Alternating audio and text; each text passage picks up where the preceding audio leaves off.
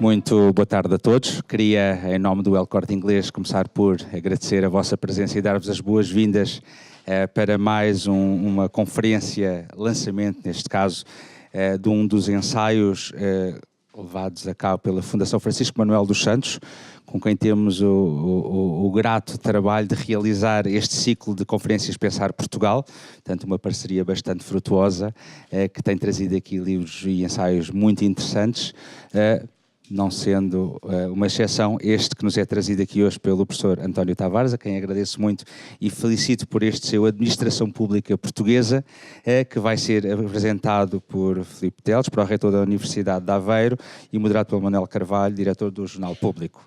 A todos os presentes, muito obrigado pela vossa presença. Aos membros da mesa, muito obrigado por estarem aqui connosco e vamos então ouvir falar aqui sobre a Administração Pública Portuguesa. Muito obrigado.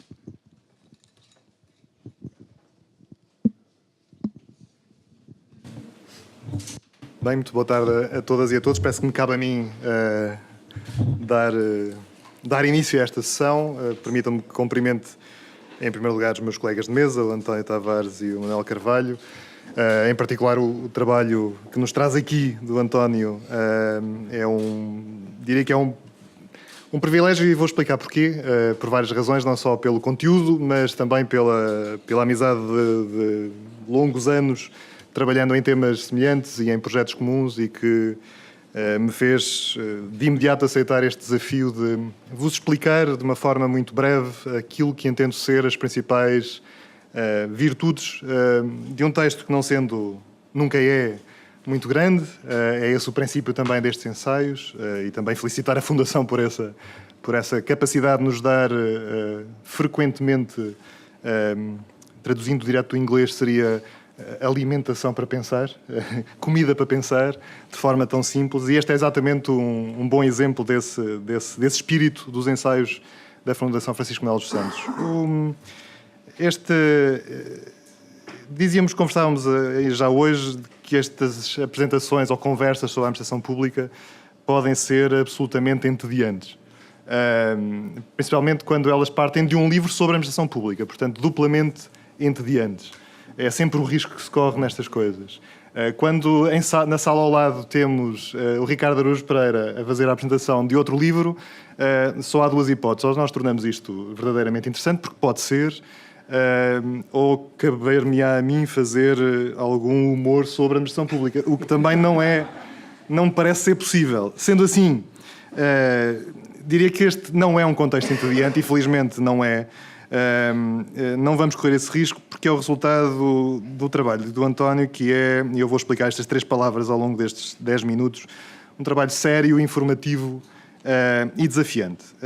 Escreve-se muito pouco hoje, eu julgo que o hoje não é a palavra correta, escreve-se muito pouco em Portugal sobre a administração pública. Publicam-se alguns trabalhos, as academias vão alimentando esta área de investigação também. A imprensa, a comunicação social vai alertando-nos para as virtudes e deficiências da administração pública portuguesa, mas trabalhos com algum fôlego sobre o tema são particularmente raros. Eu procurei fazer uma espécie de memória rápida, pelo menos daquela que tinha, das últimas décadas, relativamente a ensaios ou trabalhos de maior, que cheguem a maior público sobre esta temática, e não são muitos, de facto.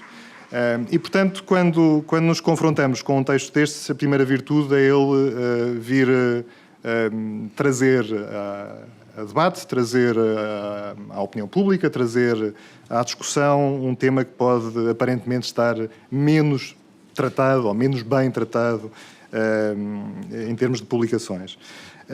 E quem o faz enfrentando um desafio complexo, que é o confronto com a opinião generalizada sobre a administração pública, seja ela onde for, não é só o caso português, porque contactamos com a administração pública desde sempre, todos os dias, das mais diversas formas. Aliás, o António faz esse exercício logo na introdução do ensaio, logo no primeiro parágrafo, apelando a que leiam, logo no primeiro parágrafo, retomando a memória de uma infância, de uma criança que vai pela mão da mãe, em julho de 1980 e tem um contacto, é a primeira memória, ou uma das primeiras memórias com a administração pública, e como ela era tão diferente nessa altura, eu quase que adivinhava que o António estava aqui à procura de uma carreira mais literária e menos académica, mas não, foi só o primeiro parágrafo com esta referência de memória. E de facto é esta experiência que todos nós vamos tendo por via dos serviços que a administração nos presta, pela necessidade que nós temos de nos dirigir à administração pública, porque ela tem as mais diversas responsabilidades e oportunidades de contacto com os cidadãos. O António vai descrevendo isso também ao longo do ensaio, que sobre ela facilmente qualquer um de nós vai emitindo opinião, ou vai construindo uma opinião. Claro que uma opinião, a partir do que foi a experiência dos últimos, que é o foco do livro, os últimos 45 anos de democracia e de administração pública em Portugal, é uma opinião que é acompanhada também por uma evolução muito significativa da própria administração pública, uma transformação muito profunda da administração pública. Assistimos a um progresso verdadeiramente notável. O desafio do António era assim, parecia-me grande, porque se confronta com uma temática menos tratada, se confronta com uma opinião fácil de ter sobre a administração pública, mas o que nos fez, ou o que nos propôs, é-nos logo revelado, antes da introdução, na nota inicial, na página 7, quando diz: decidi elaborar um ensaio que gostaria de ter lido quando comecei a fazer carreira universitária na disciplina académica da administração pública. E é precisamente isso que nos oferece. Qualquer um de nós que tenha, ou que esteja a trabalhar, ou que vá trabalhando na administração pública ou sobre a administração pública, mesmo que seja numa perspectiva académica, como alguns de nós, dá-lhe particularmente jeito, desculpem-me a expressão, este tipo de abordagem mais objetiva, mas ainda assim simples, de um retrato, de uma fotografia do que tem sido o percurso da administração pública em Portugal. Há aqui neste trabalho um equilíbrio entre manual, a lógica de manual, portanto sério, na forma como se constrói, é informativo porque é também um instrumento de caracterização deste percurso e das reformas da administração pública em Portugal nas últimas décadas, e é desafiante. Eu disse que ia usar as 3 palavras iniciais. Desafiante porque tem este tom de ensaio, particularmente com as pistas que nos deixa no final. E por isso eu dizia um texto sério, informativo e desafiante. É sério nesta fotografia rápida que faz, mas em movimento, porque falar de 40 anos de administração pública mais recente em Portugal e das reformas pós-25 de Abril tem que ser um retrato em movimento. Sério na forma como nos apresenta a administração pública como rosto do Estado e reflexo do sistema político e da governação para o bem e para o mal, e, portanto, também quando nos propõe esta abordagem sobre a administração pública assente naquilo que ele designa desta tríade, destes 3 pilares da trilogia do poder, administração, funcionários e estrutura política, não deixa de nos fazer pensar no que é a relação entre eles, e isso é o mais interessante neste trabalho. Não é tanto focado apenas no papel da administração, no que é a administração pública, nas suas reformas, mas sim nesta relação entre esta trilogia fundamental. E o que é muito interessante é que o trabalho do António Tavares sendo um verdadeiro académico, no que a palavra pode ter de bom, porque também tem, é informativo, e é um trabalho porque o António também é assim, não gosta de afirmações sem evidências e sem suporte, sem validação. E, portanto, este salto também que dá para um tom mais ensaístico pode ser mais assustador, sei bem, para quem faz essencialmente o percurso académico, quando se aventura no tom de ensaio, há um risco que temos, ou que pareceu que o António teve mais receio de dar, mas falo muito bem e dá-nos esse sabor, particularmente no final do livro. E dizia que é um percurso informativo porque da caracterização geral da administração pública, dos dados da evolução da administração pública portuguesa, os momentos de reforma e alguma caracterização dessa reforma, e aquilo que numa fase mais final se apresenta como o abrir da caixa negra da administração pública é um percurso particularmente rico ao longo deste ensaio. Eu sei que só estou a falar de 96? Só estou a falar de 99 com referências, 99 páginas, mas tem isto tudo. E quando abre a caixa negra fala-nos de temas tão tantas vezes discutidos, como a gestão e a avaliação de desempenho, os vínculos e carreiras profissionais na administração pública, os desafios da qualificação e da formação, ou os impactos também na liderança e na direção na administração pública. Oferece-nos, por fim, perspectivas de futuro. Este percurso ao longo do livro coloca-nos uma... Isto é a minha sensação como leitor razoavelmente informado sobre os temas. Perante uma transformação quase identitária da própria AP, da própria administração pública, de uma visão profissional, de uma visão muito separada da esfera política, onde esta trilogia do poder era fácil entender como numa lógica de silo autónomo e de um entendimento da administração pública como o braço formal, tradição weberiana, muito burocrática e separada da ação política, para um momento de simultaneidade e fragmentação. E é este retrato final que o António nos deixa, com o bom e o mau também que isto tem, mas ficará depois para a conversa. E abre portas para aquilo que pode ser o debate informado sobre a administração pública em Portugal, sobre a administração pública e as diferentes frentes de reforma. Também um apelo a que esse debate se faça de forma séria e informada. Há sempre este risco. Há pouco começava por dizer que a opinião é fácil de fazer sobre isto, mas o debate informado e sério sobre a reforma da administração é sempre mais complexo. E termina com desafios. Eu prometi ser breve e estou a terminar. Desafios, eu sintetizava em 4, não sei se depois o autor concorda. A descentralização de funções. São desafios que já estão em curso, mas que precisam de atenção particular. Descentralização de funções.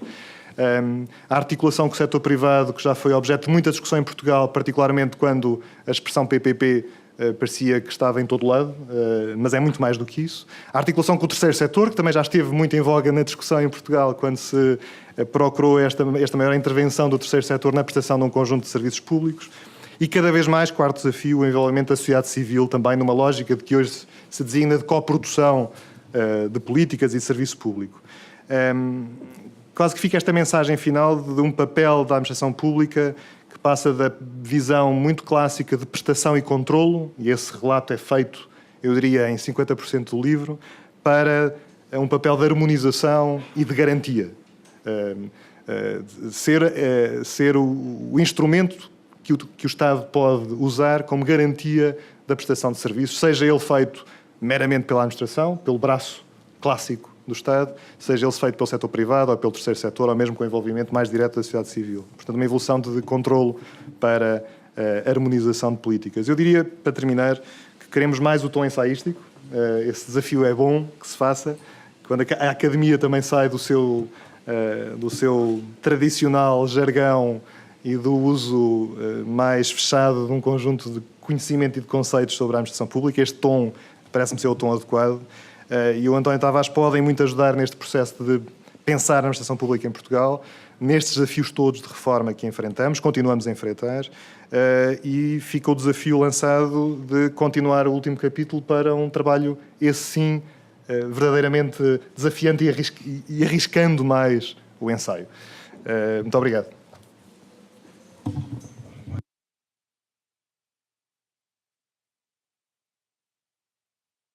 Ok. Bom, muito boa tarde a todos. Obrigado, professor Filipe Teles, pelas suas palavras. Obrigado pela vossa presença. Obrigado à Fundação Francisco Manuel dos Santos pelo convite. E obrigado, professor António Tavares, por este livro que, enfim, como aqui foi acabado de dizer, é sem dúvida uma visão muito interessante, porque é bem estruturada, não é pensada para comunicar com todos nós, e uma vez que a administração pública se cruza permanentemente com a nossa vida no dia-a-dia, é, sem dúvida, o tom que um trabalho destes deve ter. Aquilo que nós tínhamos pensado, portanto, eu vou fazer aqui algumas perguntas sobre o livro ao professor, e depois, portanto, já na parte final, seria bom que nós pudéssemos estabelecer aqui entre nós um breve diálogo, ou seja, terão também a possibilidade de colocar algumas perguntas aqui ao professor António Tavares. As perguntas que eu preparei na sequência da leitura do livro não seguem em exclusivo aquilo que é o guião do livro, ou seja, para além das descrições, da definição conceptual, das notas de evolução da administração pública portuguesa ao longo dos últimos 45 anos, é possível nós, enfim, e perdoem-me o vício de jornalista, é possível nós extrairmos daqui algumas outras pistas que suscitam também elas reflexões que são particularmente importantes. A primeira pergunta que eu gostava de lhe colocar, professor, tem a ver com o seguinte. Diz que A administração pública portuguesa sofreu, nos últimos anos, um processo de modernização que nós poderemos considerar bem-sucedido. De qualquer forma, eu não tenho a certeza que a percepção dos cidadãos, ou seja, dos portugueses, sobre esse sucesso na modernização da administração pública seja correspondente, portanto, a esse grau de sucesso que determina. Porquê é que haverá essa sensação permanente de que, enfim, os funcionários públicos passam o dia a ler o jornal, como se dizia antigamente, quando a imprensa impressa era a tradição, ou que, na maior parte das vezes, ganham muito e não fazem nada? Porquê é que continua a haver muito reiteradamente este tipo de discurso? Muito boa tarde, muito obrigado a todos pela vossa presença, e eu tenho um conjunto de agradecimentos, se não se importa, claro, antes da questão. Bom, eu em primeiro lugar gostaria de agradecer à Fundação Francisco Manuel dos Santos e em particular ao professor António Araújo pelo convite que me endereçou para escrever um ensaio sobre um tema que, como já aqui foi dito, não é um tema fácil para traduzir em formato ensaio. E sobre o qual não há, de facto, muita coisa escrita numa linguagem que seja corrente e acessível ao comum dos cidadãos. E eu, dentro deste agradecimento, tenho também que agradecer aos meus colegas Pedro Magalhães e Luís de Sousa por sugerirem o meu nome para este tópico em particular. Eu, sinceramente, estava mais facilmente a escrever sobre a administração local e não tanto sobre a administração pública portuguesa, mas aceitei o desafio e agora, no fim, parece que trocamos de lugar, não é? Porque, sendo o professor Filipe Teles um especialista na área da administração regional e local, acaba a fazer comentários a um livro que é sobre a administração pública central. Gostaria também de agradecer ao Manuel por ter aceito o convite para a moderação e à Fundação, que, como é habitual, faz um esforço extraordinário em termos de promoção destas obras. E sempre com grande impacto e grande divulgação. Bom, a resposta à questão prende-se muito com as razões pelas quais eu também decidi escrever este ensaio. Existe muito preconceito sobre a administração e sobre os funcionários públicos em particular.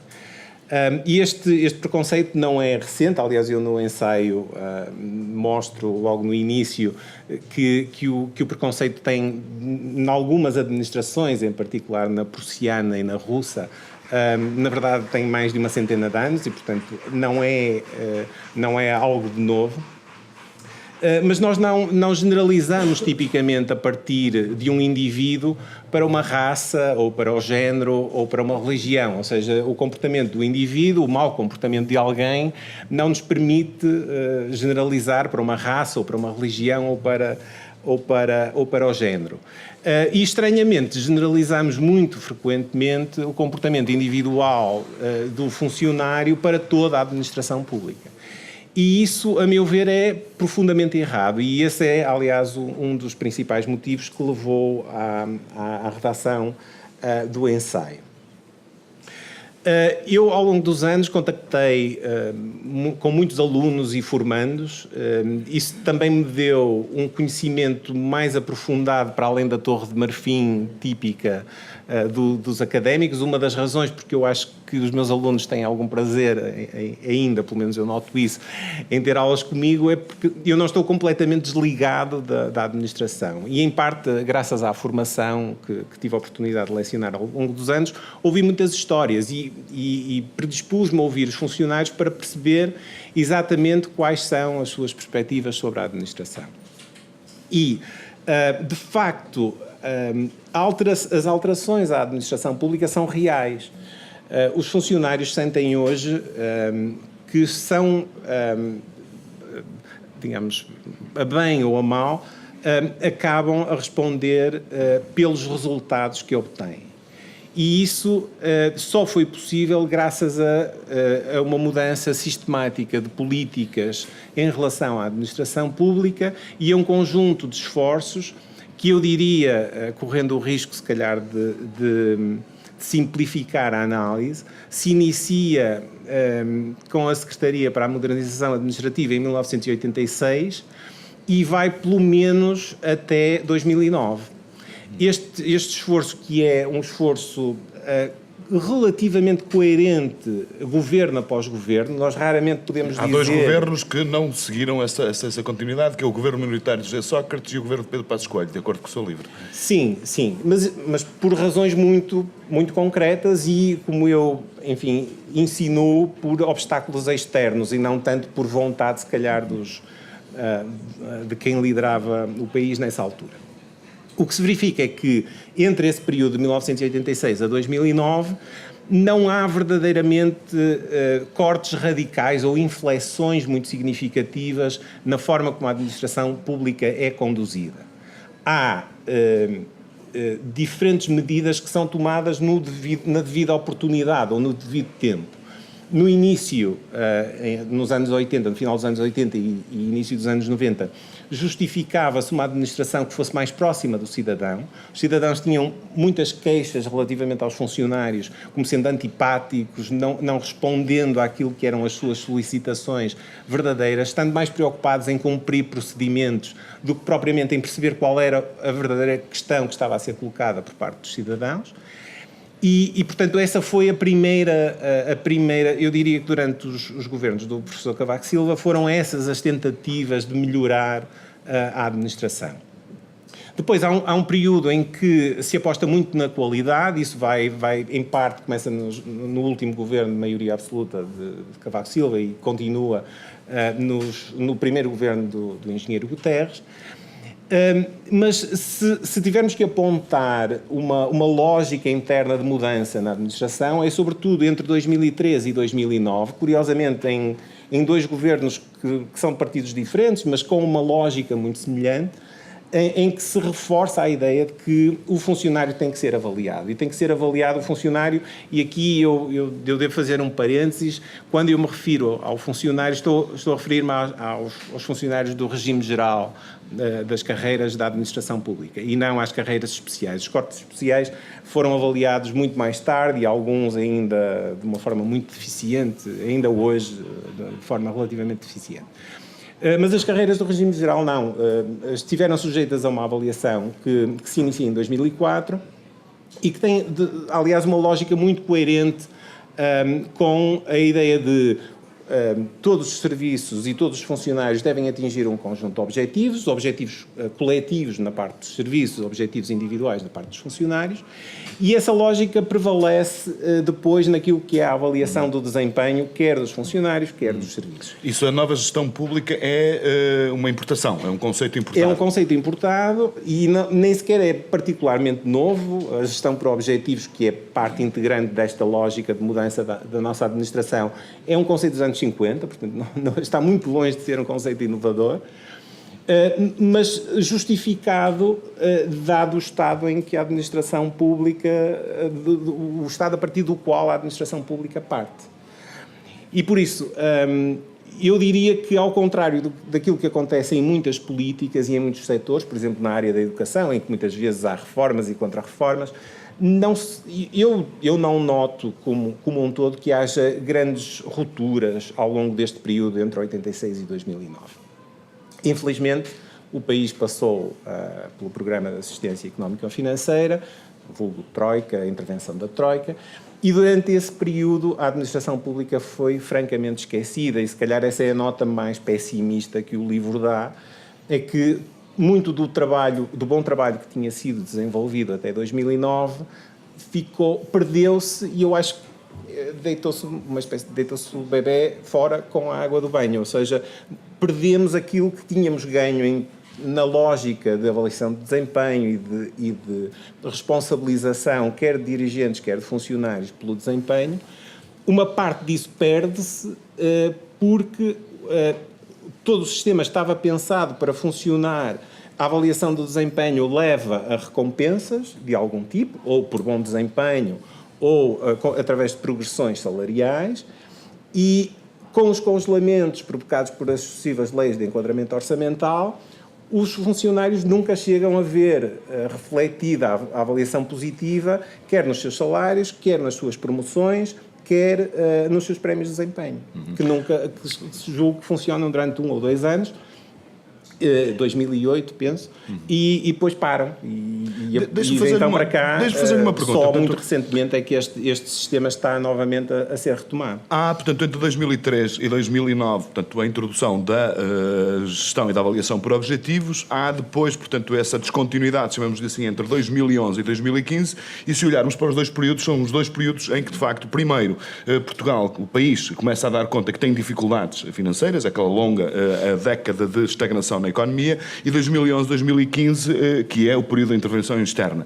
Essa mudança de atitudes, ou enfim, estas novidades que dá conta no seu livro, não nos levam à necessidade de se discutir sobre se a economia portuguesa é capaz de sustentar uma administração pública com esta qualidade. Terá a ver com isso? Bom, eu diria... Em primeiro lugar, tenho que dizer que eu não sou economista e, portanto, não consigo fazer essa ponte de uma forma evidente. Ou prefiro não entrar por esse caminho. O que é certo, e isso é evidente também por alguns dados que eu apresento no livro, o que é certo é que nós temos um Estado Social que é relativamente generoso, e isto pode parecer, para quem adota um discurso mais populista, mas que generoso, não é nada generoso. Mas por algum motivo nós tivemos déficits sistemáticos ao longo da primeira década do século XXI. Significa que estávamos a gastar mais do que aquilo que estávamos a produzir. E, portanto, dizer que a administração pública é cara, eu não consigo dizê-lo. Mas o Estado como um todo é caro. Não sei se me faço entender. Ou seja, nós não temos mais funcionários. Essa afirmação é muito polémica, ela já levantou alguma polémica, porque hoje a Fundação fez um post em que era relatado que a administração, o número de funcionários públicos é inferior à média, em Portugal, é inferior à média da OCDE, e isso é um facto, são estatísticas oficiais. Não só isso, a massa salarial dos funcionários em percentagem da despesa pública está a diminuir, e está a diminuir já há mais de uma década, o que também significa que os funcionários não têm o peso que esse tal preconceito indicia que eles têm. De facto, não têm esse peso tão significativo na economia. O que acontece é que a administração tem um conjunto de prestações sociais e o nosso Estado de Providência tem um conjunto de prestações sociais que faz com que seja um Estado de Providência relativamente caro para aquilo que são as capacidades do país. O que não significa que não se justifique, também dadas as dificuldades que a população sente. Nós falamos, enfim, genericamente da administração pública como um todo, e no seu livro o professor diz que um dos problemas que há quando nós analisamos ou estudamos a administração pública é uma permanente ou uma deficiente avaliação dos resultados das mudanças. Portanto, que não fazem-se mudanças e depois não se vão verificar, portanto, os resultados, não se avaliam os resultados. De qualquer forma, nós sabemos que na administração pública há ilhas de excelência. Enfim, por exemplo, toda a gente se recorda do que foi o desempenho da máquina fiscal nos anos negros da crise, aquilo que muito, de acordo com os próprios observadores do FMI e da Comissão Europeia, aquilo que muito nos separou, por exemplo, da realidade da Grécia, que de facto a máquina fiscal portuguesa foi extremamente eficaz, ou, por exemplo, o desempenho do Sistema Nacional de Saúde, ou até mesmo algumas bolsas de educação. Há ilhas de excelência, mas também haverá outras ilhas que não são tão eficientes ou que não são tão produtoras de bens públicos. Isso é normal? Deve acontecer em todas as administrações públicas? Isso resulta dessa deficiente avaliação? Sim, na verdade no livro isso pode não estar absolutamente explícito, porque esta questão da cultura de avaliação da administração é uma questão complexa, e eu diria, se calhar, em 2 níveis diferentes. Esses elementos que mencionou são de facto verdadeiros. Há ilhas de excelência e mesmo serviços que nós tradicionalmente não tendemos a pensar como tendo bastante mérito no trabalho que desempenham, em particular a Segurança Social. É um caso, dada a quantidade de programas que estão associados à Segurança Social. A Segurança Social tem um desempenho extraordinário para aquilo que são as exigências da máquina do Estado de Bem-Estar. Portanto, eu isso gostaria de sublinhar que até esse nível há uma avaliação que caminha a passos largos para uma administração pública bastante moderna. A crítica que eu faço à ausência de cultura de avaliação prende-se mais com a necessidade de avaliar para além de quantidades. E eu não dou este exemplo no livro, mas dou aqui um exemplo que eu uso frequentemente nas minhas aulas, é o programa Novas Oportunidades. Programa do tempo do engenheiro Sócrates, como primeiro-ministro, e é um programa que, por todos os relatos, apresenta um conjunto de diplomas que é atribuído do reconhecimento e validação de competências, que é atribuído a um conjunto muito alargado de portugueses, um valor de 1 milhão, ou próximo disso. Mas a avaliação que é não só passada para a população em geral, para a comunicação social, etc., é uma avaliação em número de diplomas. Ora, eu entendo que isso não é verdadeiramente uma avaliação. Nós aí estamos a contar diplomas atribuídos, não estamos verdadeiramente a perceber o que é que as pessoas conseguiram fazer com esses diplomas. Conseguiram salários mais elevados? Mudaram de emprego, conseguiram um emprego que as satisfaz mais? Não há preocupação em perceber quais são verdadeiramente os impactos dos investimentos que há na administração pública. Ficamos-nos muito pela rama, pela avaliação dos resultados em quantidades, se quiser, mas sem perceber de que modo é que a vida das pessoas muda em função daquilo que é a ação da administração. E isso parece-me que está francamente em falta. Eu digo novas oportunidades porque é um caso muito flagrante de ênfase de número de diplomas e ausência de reflexão sobre os impactos, mas isto pode ser alargado para muitos outros programas e de muitos outros governos. Portanto, não é algo exclusivo deste programa, deste governo. É um problema sentido de um modo geral. Um outro caso que é mencionado no livro, porque é um caso particularmente chocante para mim, com trabalhos bastante bem feitos, quer ao nível do PRAS, quer ao nível do PREMAC, a avaliação que é feita é, mais uma vez, no número de dirigentes que são cortados e no número de funcionários no número de serviços que são agrupados. Ora, isso não nos diz verdadeiramente que tipo de impactos é que esses programas tiveram. Muitas vezes nem até impactos orçamentais. Exatamente. E, aliás, no livro eu menciono isso porque isso foi algo que eu constatei ao longo do tempo, que no PREMAC e no PRAS é muito evidente que há uma preocupação em fundir serviços, em extinguir alguns, mas simplesmente extinguir serviços não significa que se cortem custos ou que haja poupança orçamental.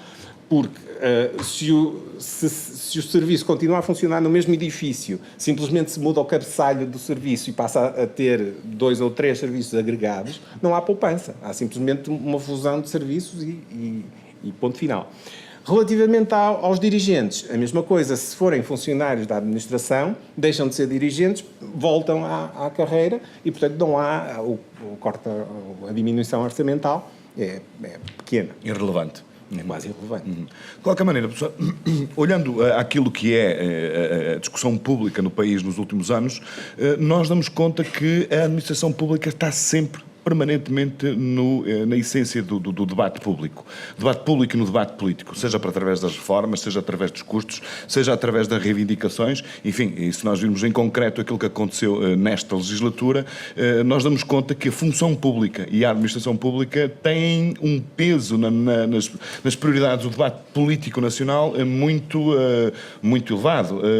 Isto é normal? É comparativo àquilo que se passa lá fora? Terá a ver com a nossa cultura, no qual temos uma sociedade civil ainda relativamente incipiente?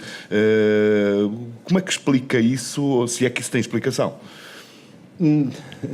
Não é uma originalidade portuguesa, não se pode dizer que seja uma originalidade portuguesa. A administração pública e, em particular, os corpos especiais da administração, professores, médicos, enfermeiros, polícias, etc., tem uma relevância em termos de visibilidade e um corte em serviços fundamentais, por exemplo, devido a greves ou algum tipo de insuficiência, por exemplo, de equipamentos nos hospitais, etc., leva a impactos reais na vida das pessoas. E por isso há um cuidado particularmente especial por parte dos governos em garantir que estes serviços funcionam sem rupturas graves e portanto, sem grande contestação por parte dos indivíduos, das pessoas, e, simultaneamente, também há um impacto eleitoral associado à satisfação destas pessoas.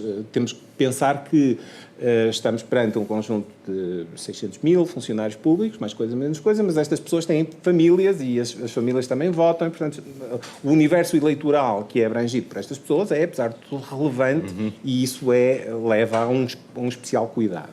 Por outro lado, são serviços muito visíveis. Uma greve de médicos, por exemplo, provoca muita contestação e provoca alteração de serviços, e a comunicação social explora isso também de uma forma bastante presente e, portanto, é natural que isso aconteça. Não me parece que seja uma originalidade. Aliás, veja-se o que aconteceu com os serviços do governo federal americano quando foram no shutdown. O impacto é real e é verdadeiro. No contexto americano, isso provavelmente é menos relevante porque os votantes de Trump provavelmente não são membros do governo federal, não são funcionários do governo federal, mas ainda assim tem uma relevância e tem impacto ao nível do debate. Aqui em Portugal isso não é exceção. O que é uma originalidade portuguesa, enfim, tem a ver com uma questão que o professor Filipe Teles também aqui abordou, que tem a ver com a necessidade de haver uma maior descentralização da administração pública, principalmente ao nível do processo de decisão. Nós, enfim, teremos eventualmente aquele que é o Estado mais centralizado da União Europeia, eventualmente só comparável ao nível de centralização do Estado grego, e, portanto, com uma sociedade moderna onde, enfim, as exigências de base são cada vez mais alargadas, manter esta espécie de modelo cibernético no qual um computador central quer governar tudo aquilo que acontece ao longo do Estado português, isso é um problema que compromete a eficiência da administração pública. Que responderia? Depois... Convidaram um jornalista para moderar isto, enfim, não é? Não estavam à espera. Não, eu não tenho dificuldade, ou melhor, tenho alguma dificuldade em responder à questão, mas não tenho a falta de ideias, ou seja... Seguramente que não. Ou seja, não, se calhar o mais difícil aqui é saber por onde começar, não é? Porque este não é um problema específico da administração ou dos funcionários. Eu diria que isto é um problema do país. O país é um país extremamente centralizado e esse problema não é único da administração pública. No âmbito da administração pública tem havido alguns esforços no sentido de aproximar a administração dos cidadãos e, por exemplo, o governo atual tem feito um esforço no sentido de aumentar o número de espaços cidadão, que são uma espécie de microlojas de cidadão, em que há uma tentativa de reunir num gabinete um conjunto alargado de serviços e para que o utente possa dirigir-se apenas a esse gabinete e resolver uma série de problemas. E estes espaços cidadãos tendem a aparecer em zonas do interior e, portanto, zonas mais remotas e com maior dificuldade de acesso ao centro de decisão. Mas o problema que mencionou, eu acho que é mais um problema cultural e histórico do país, de centralismo. E eu estou a pensar, por exemplo, durante alguns anos, quando os cursos de administração, de licenciatura em administração pública tinham 5 anos, os meus alunos faziam estágio em diversas organizações. Sempre que eles tentavam fazer estágios em organizações da administração central, desconcentrada, portanto, em Braga ou no Porto, o pedido de estágio vinha para Lisboa. Isso é completamente incompreensível numa administração moderna que um pedido de estágio para o Centro Distrital de Segurança Social em Braga tenha que vir a despacho a Lisboa e se calhar ao Ministro, ou pelo menos ao Diretor-Geral. É incompreensível. Por uma questão de eficiência. É completamente incompreensível. É muito ineficiente, obviamente, e só se justifica pela tradição centralista que nós temos e a ideia de que quem é diretor-geral tem um poder, isso também é descrito com algum detalhe no livro. Os diretores-gerais no Estado Novo tinham um peso excessivo na administração e dialogavam diretamente com o Presidente do Conselho, o que, à partida, decorrendo décadas com este tipo de práticas, não é nos primeiros anos de democracia que isto desaparece, demora tempo. E, portanto, esta tendência para a descentralização é lenta e, enfim, nesse aspecto eu acho que a descentralização política, portanto, descentralizar competências para o nível supramunicipal, as comunidades intermunicipais e para as autarquias, pode ajudar a resolver parte deste problema.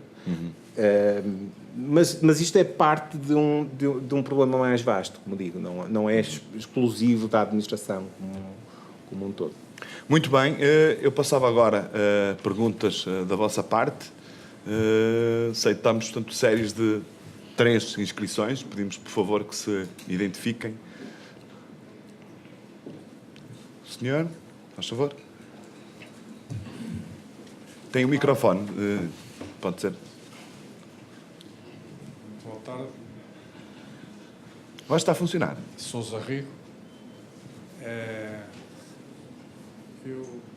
Está a funcionar? Acho que Tive a sim. oportunidade de ler o livro.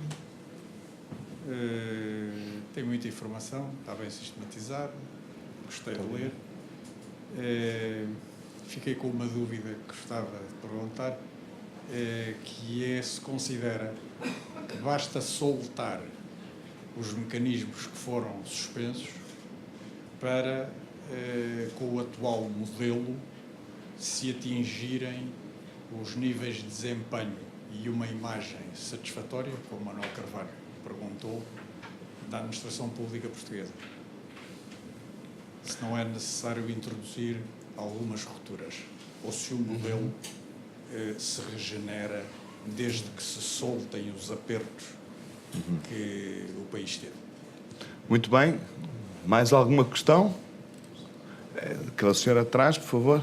Eu venho em representação do grupo parlamentar do PSD, portanto venho da Assembleia da República, e foi com gosto que eu vi aí alguma caracterização dos diversos cenários políticos, distinguindo o governo do PS e o governo do PSD. Eu peço desculpa, não me apresentei, o meu nome é Carla Barros e apenas para referir que tenho sido um dos rostos do PSD a abordar as questões dos funcionários públicos e da administração pública e com um gosto particular, pessoal e político, que cá estou em representação então do meu partido. E voltando então à questão, registrei a apreciação que faz, as diferenças do governo, sobre a forma como cada um dos governos tratou a administração pública, e há uma das marcas fundamentais do governo do PSD, que foi a criação da Comissão de Recrutamento e Seleção dos Dirigentes da Administração Pública, a CRESAP, que para nós, o governo do PSD, foi visto nessa lógica de modernização da administração pública e num sentido de aperfeiçoar a competência dos dirigentes e acautelar critérios de seleção isentos com base no rigor e na competência potenciada ao máximo. Bom, foi essa a intenção. Eu pergunto-lhe, e tendo em conta agora os acontecimentos mais recentes destas questões da família que chega ao governo, dos dirigentes que chegam à administração pública e que por vezes já há alguma complicação na obediência ou então não se obedece aos critérios impostos pela CRESAP, o Governo optando não escolher um dos 3 nomes que a CRESAP apresenta, optando muitas vezes para uma alteração à lei orgânica que vem justificar então o declínio desses 3 nomes para se abrir um novo procedimento concursal. Eu, como percebi que abordou aí alguns programas, gostava de ouvir, se tiver uma opinião. Para nós é extremamente útil ouvir de alguém académico e, portanto, que foge um bocadinho ao rigor também das lógicas, muitas vezes quentes, do debate. Eu gostava muito de ouvir a sua opinião, será muito importante. Depois também dizer, até porque referiram à questão do porquê que a questão dos funcionários públicos está muito na agenda política e então, é fácil também explicar e para acrescentar à explicação que já deram. É que o tema dos funcionários públicos, dos trabalhadores, foi a base do acordo e do compromisso do Bloco de Esquerda e do PCP para aceitarem suportar esta solução de governo. E, portanto, é normal que o tema que une, no fundo, os 3 partidos esteja muito no debate partidário.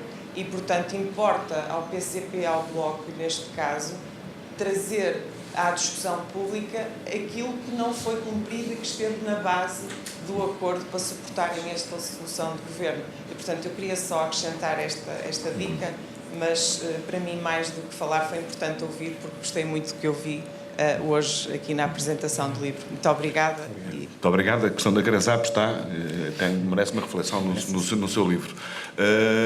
Mais alguma pergunta? Faz favor. Maria Helena Rodrigues. Eu consigo falar. Muito bem. Maria Helena Rodrigues. Eu estou em representação de colegas da administração pública, mas claramente como dirigente de um sindicato dos quadros técnicos do Estado, a parabenizá-lo pelo livro, claramente, e pelo resumo naquilo que é a facilidade de ler ali um conjunto de alterações, que foram alterações estruturais efetuadas de facto até 2009, porque a partir daí não tivemos nada mais, e dizer...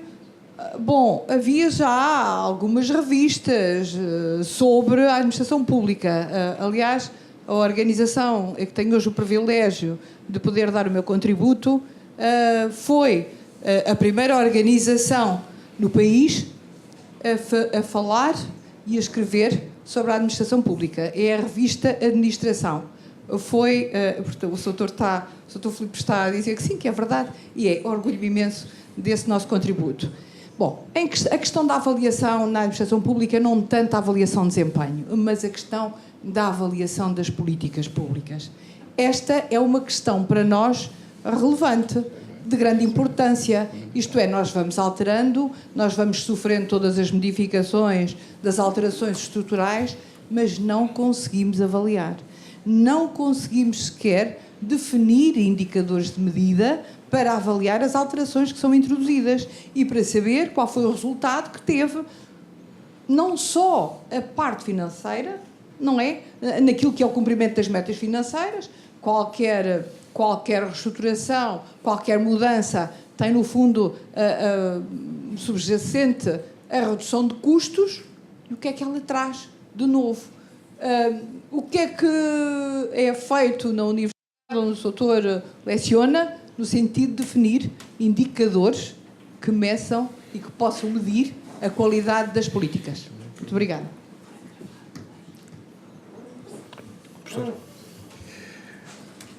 Bom, muito obrigado pelas questões. Eu vou, se calhar, começar pela questão mais polémica, que é da CRESAP. Eu não me esqueci da questão relativa aos anos da Troika, mas relativamente à CRESAP, eu acho que já houve um debate suficientemente conhecido na comunicação social, sobretudo durante o governo presidido pelo Primeiro-Ministro Passos Coelho, não só da relevância da CRESAP, mas também de algum mérito associado à sua aplicação a cargos dirigentes superiores.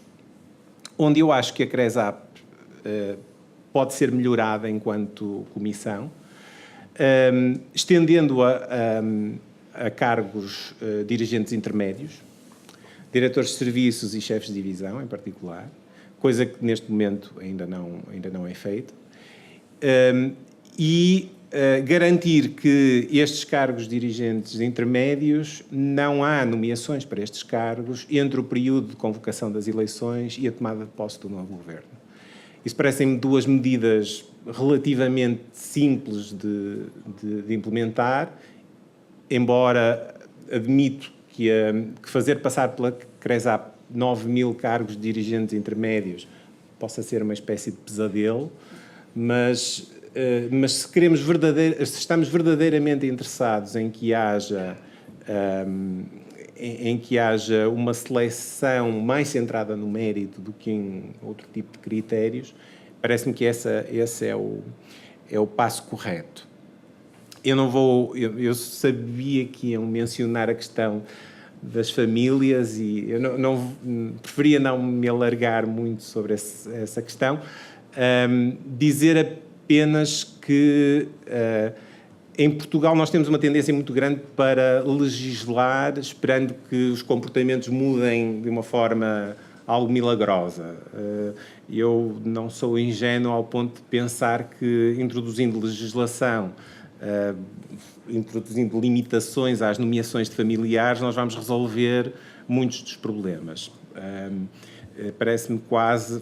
Fez-me lembrar, quando ouvi essa proposta, fez-me lembrar, legislem-me, senão eu nomeio o meu primo ou o meu tio. Segurem-me, senão eu nomeio o meu primo. Não me parece que seja uma boa resposta. No entanto, a CRESAP existem organismos com uma natureza semelhante noutros países e em que a generalização aos dirigentes intermédios é feita. Nos Estados Unidos, em particular, há mesmo o appointment de funcionários públicos é muitas vezes feito com recurso a comissões de mérito e que fazem a avaliação do mérito.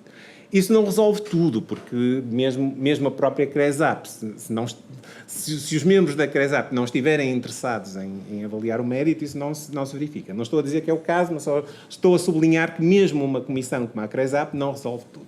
Mas é um passo na direção certa, isso parece-me evidente. Bom, em relação à avaliação das políticas públicas, na verdade, não é feito o suficiente nas universidades, mas sempre que nos é dada a oportunidade de, por via de concursos competitivos para determinado projeto que a administração pretende avaliar, eu inclusive já fiz parte de um ou dois deste tipo de avaliações, ela é feita. Simplesmente as oportunidades não aparecem assim com tanta frequência, ou seja, tem que partir da administração e em particular dos governos, quer sejam eles governo central ou governos municipais, locais, a vontade de fazer essa avaliação. E essa possibilidade deve ser dada em regime competitivo, ou seja, deve ser colocado a concurso, são apresentadas várias propostas e é escolhida uma proposta que é vista como a mais viável para a avaliação. Eu já participei numa avaliação deste género para a Secretaria de Estado das Autarquias Locais, mas este tipo de práticas não é muito frequente, ou seja, não há muitas vezes o interesse em fazer esta avaliação. Quando há, as universidades aparecem e dizem presente. Em relação às rupturas radicais, essa é a resposta à sua pergunta é mais complexa de todas e foi por isso que eu aguardei para o fim. Parece-me que ao nível de processos micro da administração, e eu explico o que é que quero dizer com processos micro. Por exemplo, nós tivemos um programa que quer ao nível da divulgação e do impacto público, quer de facto ao nível real, que é o Simplex, em que há medidas relativamente objetivas de medição, formas de medição relativamente objetivas, e em que há resultados que são alcançados e em que isso é evidente. O Simplex está pensado, penso eu, se não estou enganado, está pensado para fazer melhorias incrementais em processos. Normalmente são 200 medidas para melhorar processos na administração pública, ou 500 medidas, ou o que seja. Quando a administração muda desta forma, invariavelmente os resultados são mais positivos. Porque não há rupturas, ou não se advogam rupturas radicais e, portanto, os funcionários reagem melhor a este tipo de intervenções. Já medidas do género praxe, e eu até nem estou a discriminar, porque ambas as medidas são do mesmo governo, com reestruturações radicais de serviços, extinções, etc., a resistência dos funcionários e quadros excedentários, etc., as resistências dos governos são substancialmente mais significativas. Em larga medida porque os funcionários sentem ameaça, não é? Sentem ameaça ao seu posto de trabalho, os dirigentes sentem ameaça aos seus serviços e, por isso, as rupturas, muitas vezes sendo bem intencionadas, por exemplo, eu considero que o praxe, o trabalho feito de reestruturação proposto pelo praxe, é um trabalho meritório, mas o impacto real é, na verdade, muito menor do que aquilo que sugere um programa de reestruturação da Administração Central do Estado, como foi o praxe. E por isso, se calhar, pela experiência que tenho em termos de contacto com os funcionários e dirigentes, eu diria que, às vezes, medidas mais incrementais resultam francamente melhor e produzem muito mais efeitos do que tentativas de reestruturar o Estado, que, por muito bem intencionadas que sejam, muitas vezes não produzem os resultados esperados. Muito bem, nós ainda temos tempo para uma pergunta. Faz favor.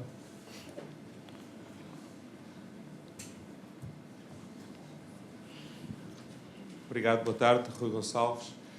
Eu queria só aproveitar a embalagem da referência ao praxe e ao pré-MAC para referir, enfim, não tive a oportunidade de ler o livro, mas da minha experiência de funcionário, que o praxe foi um processo que pretendeu construir uma nova estrutura da administração pública. E, muito rapidamente, não sei se foram 3, 4 anos depois, veio o pré-MAC, que veio agarrar no praxe e ainda fez uma compressão maior na administração pública. A minha leitura hoje é que o pré-MAC foi longe demais. Criou uma quantidade enorme de monstros dentro da administração pública.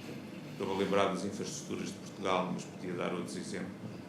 Em que se juntou água com azeite, no caso das infraestruturas, pôs o setor rodoviário junto com o setor ferroviário, e estamos hoje a sofrer as consequências disso, não apenas disso, mas muito disso.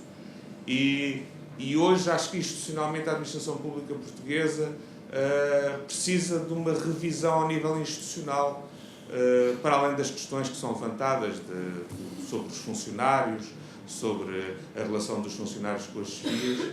Há hoje, a meu ver, um problema institucional grave na administração pública que, penso eu, não tem sido abordado e nem se tem tentado resolver, e que é talvez uma das principais falhas com que temos que lutar agora nesta fase. Obrigado. Professor, comentário. Um comentário muito breve. Tal como eu não defendo a fusão de municípios em larga escala, que isso é um tema, aliás, que nos é bastante caro, também não defendo a fusão em excesso de organismos da administração. Porque aquilo que nos ensina a prática internacional, as boas práticas internacionais, é que organismos mais ágeis e, portanto, capazes de ser mais facilmente mutáveis ou alteráveis, normalmente produzem melhores resultados. A burocracia pesada de grandes organizações com centenas, milhares de funcionários nunca funciona bem, ou raramente funciona bem. Pelo contrário, ela normalmente só contribui para maior distanciamento dos cidadãos, para resposta mais lenta àquilo que são as solicitações dos cidadãos. E, portanto, não é uma boa medida. E, portanto, eu concordaria consigo que, provavelmente, com o PREMAC teríamos ido longe demais. Eu confesso que teria que estudar a questão mais aprofundadamente do seu ponto de vista interno, porque eu conheço as reformas, conheço o que é que foi feito no papel, mas teria que fazer um estudo mais aprofundado interno para perceber o que é que foi fundido, digamos, a mais ou demais. Porque tal como existem municípios que são incapazes de gerir áreas territoriais e populações demasiado vastas, portanto, há municípios, uma cidade que tenha que gerir 1 milhão ou 2 milhões de pessoas é muito complexa e normalmente é muito difícil fazê-lo. Defende-se que a administração local ideal tem entre 50 mil e 300 mil pessoas, habitantes. Também isso se verifica nos serviços públicos, ou seja, há dimensões adequadas para gerir bem um serviço público. Não é uma exceção. Muito bem, professor Filipe Teles, professor António Tavares, meus senhores e meus senhores, muito obrigado pela vossa atenção e pela vossa participação. Muito obrigado. Boa tarde.